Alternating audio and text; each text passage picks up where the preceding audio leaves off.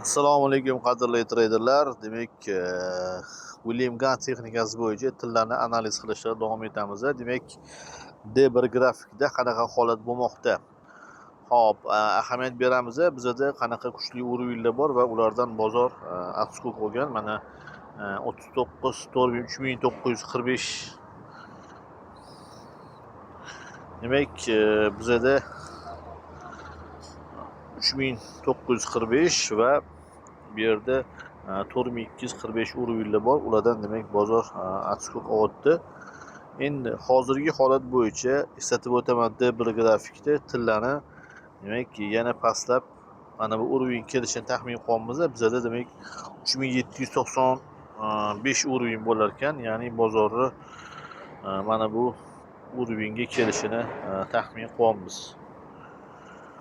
Долгосрочный prognoz bo'yicha umumiy olganda bizda global tushuvchi bozor davom etmoqda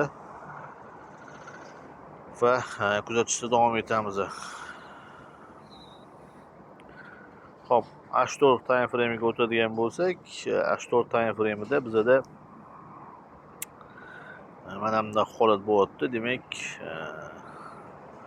hozircha bozor shu konsolidatsiya holatida, umuman olganda bozor hozir flat holatida yuribdi.